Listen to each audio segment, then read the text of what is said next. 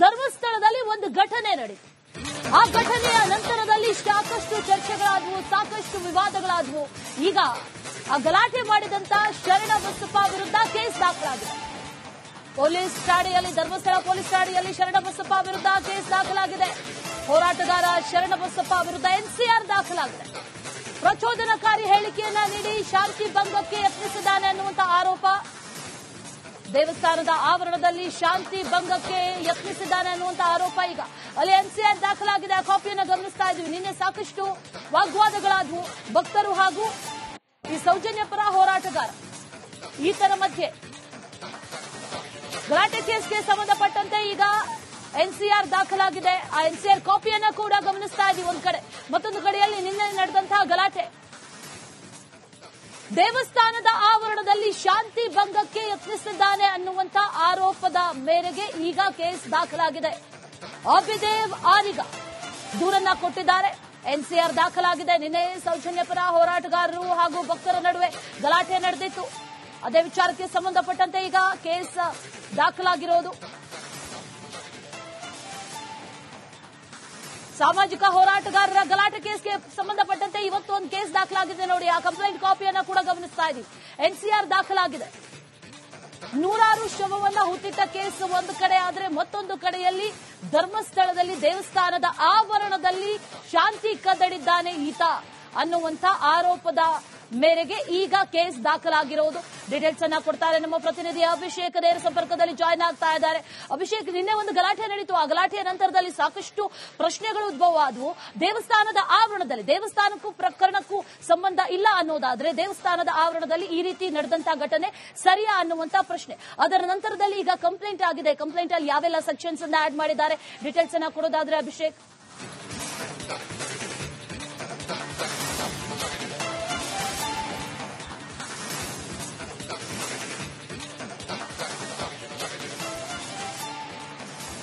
ಅಶ್ವಿನಿ, ಮೊದಲನೇದಾಗಿ ದೇವಸ್ಥಾನಕ್ಕೆ ಯಾಕೆ ಈ ಒಂದು ವ್ಯಕ್ತಿಗಳು ಬಂದಿದ್ರು, ಅವ್ರನ್ನ ಬಿಡ್ಲಿಲ್ಲ ಅನ್ನುವಂತ ವಿಚಾರಕ್ಕೆ ಒಂದಿಷ್ಟು ಜನ ಮೌಖಿಕವಾಗಿ ತಿಳಿಸಿರುವಂತ ಮಾಹಿತಿ ಏನಂದ್ರೆ, ಆ ಒಂದಿಷ್ಟು ತಂಡದ ಇರುವಂತಹ ಸದಸ್ಯರು ನಕಲಿ ದೇವಮಾನವ ಅಂತ ಧರ್ಮಾಧಿಕಾರಿಗಳ ವಿರುದ್ಧ ವಿಡಿಯೋವನ್ನ ಪ್ರಸಾರ ಮಾಡಿದ್ರು. ಅದನ್ನ ಕ್ಷಮೆ ಕೋರುವವರೆಗೂ ದೇವಾಲಯದ ಆವರಣದ ಒಳಗಡೆ ಪ್ರವೇಶಕ್ಕೆ ಕಲ್ಪನೆ ನಾವು ಮಾಡೋದಕ್ಕೆ ಬಿಡೋದಿಲ್ಲ ಅನ್ನೊಂದು ಕಾರಣದಿಂದಾಗಿ ಈ ಒಂದು ಮಾತುಕತೆ ನಡೆದಿರುವಂತದ್ದು. ಅದರ ಜೊತೆಗೆ ಈ ಒಂದು ಕೆಲವೊಂದು ಘಟನೆಗಳ ವಿಚಾರವಾಗಿ ದಿನಾಂಕವನ್ನ ಕೂಡ ಈ ಒಂದು ದೇವಾಲಯದ ಹೊರಗಿದ್ದಂತ ಜನರು ಕೇಳ್ತಾ ಇದ್ರು. ಯಾಕಂದ್ರೆ ಬಂದಂತ ಪಾದಯಾತ್ರೆಯಲ್ಲಿ ಬಂದಂತ ಒಂದಿಷ್ಟು ಯೂಟ್ಯೂಬರ್ಸ್ ಏನಿದ್ದಾರೆ, ಆ ಪ್ರಕರಣಕ್ಕೂ ಅವರಿಗೂ ನೇರವಾದ ಸಂಬಂಧ ಇಲ್ಲ. ಅದರ ಜೊತೆಗೆ ಪ್ರಕರಣ ನಡೆದಾಗ ಈ ಬಾಲಕ ಅಂದ್ರೆ ಈ ಯುವಕರೇನಿದ್ದಾರೆ ಆವಾಗ ಇನ್ನೂ ಬಾಲಕರಾಗಿದ್ರು. ಸುಮಾರು 4 ರಿಂದ 6 ವರ್ಷದ ಬಾಲಕರಾಗಿದ್ರು. ಅವರಿಗೆ ಪ್ರಕರಣದ ಗಾಢತೆ ತೀವ್ರತೆ ಅರಿವೇ ಇರಲಿಲ್ಲ. ಇವರ ವ್ಯೂಗಳನ್ನ ಹೆಚ್ಚಳ ಮಾಡ್ಕೊಳ್ಳೋದಕ್ಕೆ, ಸೋಷಿಯಲ್ ಮೀಡಿಯಾದ ರೀಚ್ ಅನ್ನ ಹೆಚ್ಚಳ ಮಾಡ್ಕೊಳ್ಳೋದಕ್ಕಾಗಿ ಈ ಒಂದು ನಾಟಕವನ್ನ ಆಡ್ತಿದ್ದಾರೆ ಅಂತ ಆಕ್ರೋಶವನ್ನ ವ್ಯಕ್ತಪಡಿಸಿ ಧರ್ಮಸ್ಥಳದ ಆರ್ಚ್, ದೇವಾಲಯದ ಆರ್ಚ್ ಏನಿದೆ ಅಲ್ಲಿ ಸುಮಾರು 1 ಗಂಟೆಗಳ ಕಾಲ ಮಾತಿನ ಚಕಮಕಿ ನಡೆಯಿತು. ಆ ಸಂದರ್ಭದಲ್ಲಿ ಈ ಒಂದು ಜಗಳವನ್ನ ಬಿಡಿಸುವಂತ ಸಲುವಾಗಿ ಧರ್ಮಸ್ಥಳ ಪೊಲೀಸರು ಎರಡೂ ತಂಡಗಳನ್ನ, ಅಂದ್ರೆ ಧರ್ಮಸ್ಥಳದ ದೇವಾಲಯದ ಒಳಗಡೆ ಅವಕಾಶವನ್ನ ಕೊಡದೇ ಇರುವಂತ ಸ್ಥಳೀಯರು ಹಾಗೂ ಈ ಒಂದು ಪಾದಯಾತ್ರೆಯಲ್ಲಿ ಬಂದಿದ್ದಂತ ಯುವಕರು, ಈ ಎರಡು ತಂಡಗಳನ್ನ ಪೊಲೀಸ್ ಠಾಣೆಗೆ ಕರ್ಕೊಂಡ್ಬರಲಾಗಿತ್ತು. ಇದಾದ ನಂತರ ದೂರು ದಾಖಲಾಗಿರುವಂತದ್ದು ವಿಚಾರವಾಗಿ ನಾವು ನೋಡೋದಾಯ್ತು ಅಂದ್ರೆ ಎನ್ಸಿಆರ್ ಅನ್ನ ಮೊದಲನೇದಾಗಿ ದಾಖಲು ಮಾಡಿರುವಂತದ್ದು. ಇಲ್ಲಿ ಯಾವ ರೀತಿ ಶಾಂತಿಯನ್ನ ಭಂಗ ಮಾಡುವಂತ ಕೆಲಸವನ್ನ ಯೂಟ್ಯೂಬ್ ತಂಡ ಮಾಡಿತ್ತು, ಅದರ ಜೊತೆಗೆ ಅವರ ಉದ್ದೇಶ ಏನಾಗಿತ್ತು ಅನ್ನೋ ಒಂದಿಷ್ಟು ಅಂಶಗಳನ್ನ ಒಳಗೊಂಡಂತೆ ಈಗ ದೂರು ನೀಡಲಾಗಿರುವಂತದ್ದು. ಆದ್ರೆ ನಿನ್ನೆಯ ಮಟ್ಟಿಗೆ ಸುಮಾರು 4-4:30 ಸಂಜೆ ವೇಳೆಗೆ ಈ ಯೂಟ್ಯೂಬರ್ಸ್ ಏನಿದ್ರು ಆ ಯುವಕರ ತಂಡವನ್ನ ವಾಪಸ್ ಕಳಿಸುವಂತ ಕೆಲಸವನ್ನ ಪೊಲೀಸರು ಮಾಡಿದ್ರು ಕೂಡ ಇಲ್ಲಿ ಧಾರ್ಮಿಕ ಭಾವನೆಗೆ ಧಕ್ಕೆ ಬರುವಂತಹ, ಇಲ್ಲಿ ಶಾಂತಿಯುತ ಪರಿಸ್ಥಿತಿ ಏನಿದೆ ಇದನ್ನ ಹಾಳು ಮಾಡುವಂತ ನಿಟ್ಟಿನಲ್ಲಿ ಬಂದಿರೋದ್ರಿಂದ ಅವರನ್ನ ದೇವಾಲಯದ ಒಳಗಡೆ ಬಿಟ್ಟಿಲ್ಲ ಅಂತ ಈ ಒಂದು ಸ್ಥಳೀಯರು ತಿಳಿಸಿರುವಂತದ್ದು ಒಂದ್ ಕಡೆ ಆಗುತ್ತೆ. ಅಂದ್ರೂ ಕೂಡ ಮತ್ತೊಂದು ಕಡೆ ಇಲ್ಲಿ ಸ್ಥಳೀಯರ ನಿರ್ಧಾರ ಸರಿ ಇದೆ ಅನ್ನೋ ಒಂದು ರೀತಿಯಲ್ಲೇ ದೂರನ್ನ ಕೊಟ್ಟಿದ್ದಾರೆ. ಅದರ ಜೊತೆಗೆ ಈ ಯುವಕರಲ್ಲಿ ಅಂದ್ರೆ ಈ ಯೂಟ್ಯೂಬರ್ಸ್ ಹಾಕಿರುವಂತ ವಿಡಿಯೋಗಳಿಂದ ಜನ ಪ್ರಚೋದನೆಗೆ ಒಳಗಾಗ್ತಿರುವಂತದ್ದು, ಬೇಡದೇ ಇರುವಂತ ಕರಿಯನ್ನ ಈ ಒಂದು ಪೇಜ್ ನಲ್ಲಿ ಕೊಡಲಾಗ್ತಿದೆ. ಇದನ್ನ ತೆಗೆಸಬೇಕು ಅಂತ ಮನವಿಯನ್ನ ಈಗ ಮಾಡಿರುವಂತದ್ದು. Ashwini. Right Abhishek, thank you ಡೀಟೇಲ್ಸ್ಗೆ.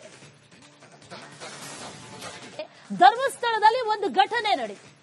ಆ ಘಟನೆಯ ನಂತರದಲ್ಲಿ ಸಾಕಷ್ಟು ಚರ್ಚೆಗಳಾದವು, ಸಾಕಷ್ಟು ವಿವಾದಗಳಾದವು. ಈಗ ಆ ಗಲಾಟೆ ಮಾಡಿದಂತ ಶರಣ ಬಸಪ್ಪ ವಿರುದ್ಧ ಕೇಸ್ ದಾಖಲಾಗಿದೆ. ಪೊಲೀಸ್ ಠಾಣೆಯಲ್ಲಿ, ಧರ್ಮಸ್ಥಳ ಪೊಲೀಸ್ ಠಾಣೆಯಲ್ಲಿ ಶರಣ ಬಸಪ್ಪ ವಿರುದ್ಧ ಕೇಸ್ ದಾಖಲಾಗಿದೆ. ಹೋರಾಟಗಾರ ಶರಣ ಬಸಪ್ಪ ವಿರುದ್ಧ ಎನ್ಸಿಆರ್ ದಾಖಲಾಗಿದೆ. ಪ್ರಚೋದನಕಾರಿ ಹೇಳಿಕೆಯನ್ನ ನೀಡಿ ಶಾಂತಿ ಭಂಗಕ್ಕೆ ಯತ್ನಿಸಿದ್ದಾನೆ ಅನ್ನುವಂಥ ಆರೋಪ. ದೇವಸ್ಥಾನದ ಆವರಣದಲ್ಲಿ ಶಾಂತಿ ಭಂಗಕ್ಕೆ ಯತ್ನಿಸಿದ್ದಾನೆ ಅನ್ನುವಂಥ ಆರೋಪ. ಈಗ ಅಲ್ಲಿ ಎನ್ಸಿಆರ್ ದಾಖಲಾಗಿದೆ. ಆ ಕಾಪಿಯನ್ನು ಗಮನಿಸ್ತಾ ಇದ್ದೀವಿ. ನಿನ್ನೆ ಸಾಕಷ್ಟು ವಾಗ್ವಾದಗಳಾದವು ಭಕ್ತರು ಹಾಗೂ ಈ ಸೌಜನ್ಯ ಪರ ಹೋರಾಟಗಾರ ಈತರ ಮಧ್ಯೆ.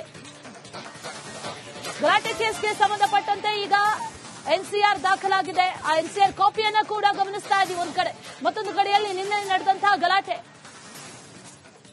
ದೇವಸ್ಥಾನದ ಆವರಣದಲ್ಲಿ ಶಾಂತಿ ಭಂಗಕ್ಕೆ ಯತ್ನಿಸಿದ್ದಾನೆ ಅನ್ನುವಂಥ ಆರೋಪದ ಮೇರೆಗೆ ಈಗ ಕೇಸ್ ದಾಖಲಾಗಿದೆ. ಅಭಿದೇವ್ ಆರಿಗ ದೂರನ್ನ ಕೊಟ್ಟಿದ್ದಾರೆ. ಎನ್ಸಿಆರ್ ದಾಖಲಾಗಿದೆ. ನಿನ್ನೆ ಸೌಜನ್ಯ ಪರ ಹೋರಾಟಗಾರರು ಹಾಗೂ ಭಕ್ತರ ನಡುವೆ ಗಲಾಟೆ ನಡೆದಿತ್ತು. ಅದೇ ವಿಚಾರಕ್ಕೆ ಸಂಬಂಧಪಟ್ಟಂತೆ ಈಗ ಕೇಸ್ ದಾಖಲಾಗಿರೋದು.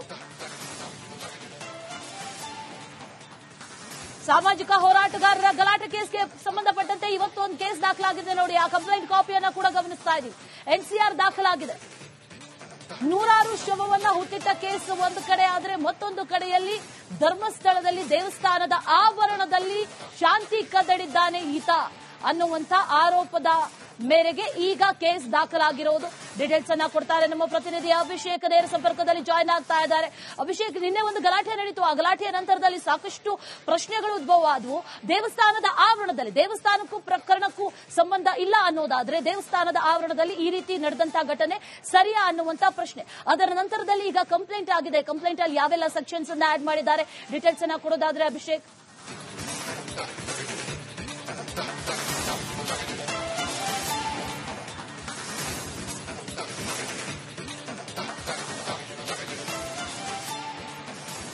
ಅಶ್ವಿನಿ, ಮೊದಲನೇದಾಗಿ ದೇವಸ್ಥಾನಕ್ಕೆ ಯಾಕೆ ಈ ಒಂದು ವ್ಯಕ್ತಿಗಳು ಬಂದಿದ್ರು, ಅವ್ರನ್ನ ಬಿಡ್ಲಿಲ್ಲ ಅನ್ನುವಂತ ವಿಚಾರಕ್ಕೆ ಒಂದಿಷ್ಟು ಜನ ಮೌಖಿಕವಾಗಿ ತಿಳಿಸಿರುವಂತ ಮಾಹಿತಿ ಏನಂದ್ರೆ, ಆ ಒಂದಿಷ್ಟು ತಂಡದ ಇರುವಂತ ಸದಸ್ಯರು ನಕಲಿ ದೇವಮಾನವ ಅಂತ ಧರ್ಮಾಧಿಕಾರಿಗಳ ವಿರುದ್ಧ ವಿಡಿಯೋವನ್ನ ಪ್ರಸಾರ ಮಾಡಿದ್ರು. ಅದನ್ನ ಕ್ಷಮೆ ಕೋರುವವರೆಗೂ ದೇವಾಲಯದ ಆವರಣದ ಒಳಗಡೆ ಪ್ರವೇಶಕ್ಕೆ ಕಲ್ಪನೆ ನಾವು ಮಾಡೋದಕ್ಕೆ ಬಿಡೋದಿಲ್ಲ ಅನ್ನೊಂದು ಕಾರಣದಿಂದಾಗಿ ಈ ಒಂದು ಮಾತುಕತೆ ನಡೆದಿರುವಂತದ್ದು. ಅದರ ಜೊತೆಗೆ ಈ ಒಂದು ಕೆಲವೊಂದು ಘಟನೆಗಳ ವಿಚಾರವಾಗಿ ದಿನಾಂಕವನ್ನ ಕೂಡ ಈ ಒಂದು ದೇವಾಲಯದ ಹೊರಗಿದ್ದಂತ ಜನರು ಕೇಳ್ತಾ ಇದ್ರು. ಯಾಕಂದ್ರೆ ಬಂದಂತ ಪಾದಯಾತ್ರೆಯಲ್ಲಿ ಬಂದಂತ ಒಂದಿಷ್ಟು ಯೂಟ್ಯೂಬರ್ಸ್ ಏನಿದ್ದಾರೆ, ಆ ಪ್ರಕರಣಕ್ಕೂ ಅವರಿಗೂ ನೇರವಾದ ಸಂಬಂಧ ಇಲ್ಲ. ಅದರ ಜೊತೆಗೆ ಪ್ರಕರಣ ನಡೆದಾಗ ಈ ಬಾಲಕ ಅಂದ್ರೆ ಈ ಯುವಕರೇನಿದ್ದಾರೆ ಆವಾಗ ಇನ್ನೂ ಬಾಲಕರಾಗಿದ್ರು, ಸುಮಾರು 4 ರಿಂದ 6 ವರ್ಷದ ಬಾಲಕರಾಗಿದ್ರು. ಅವರಿಗೆ ಪ್ರಕರಣದ ಗಾಢತೆ ತೀವ್ರತೆ ಅರಿವೇ ಇರಲಿಲ್ಲ. ಇವರ ವ್ಯೂಗಳನ್ನ ಹೆಚ್ಚಳ ಮಾಡ್ಕೊಳ್ಳೋದಕ್ಕೆ, ಸೋಷಿಯಲ್ ಮೀಡಿಯಾದ ರೀಚ್ ಅನ್ನ ಹೆಚ್ಚಳ ಮಾಡ್ಕೊಳ್ಳೋದಕ್ಕಾಗಿ ಈ ಒಂದು ನಾಟಕವನ್ನ ಆಡ್ತಿದ್ದಾರೆ ಅಂತ ಆಕ್ರೋಶವನ್ನ ವ್ಯಕ್ತಪಡಿಸಿ ಧರ್ಮಸ್ಥಳದ ಆರ್ಚ್, ದೇವಾಲಯದ ಆರ್ಚ್ ಏನಿದೆ ಅಲ್ಲಿ ಸುಮಾರು 1 ಗಂಟೆಗಳ ಕಾಲ ಮಾತಿನ ಚಕಮಕಿ ನಡೀತು. ಆ ಸಂದರ್ಭದಲ್ಲಿ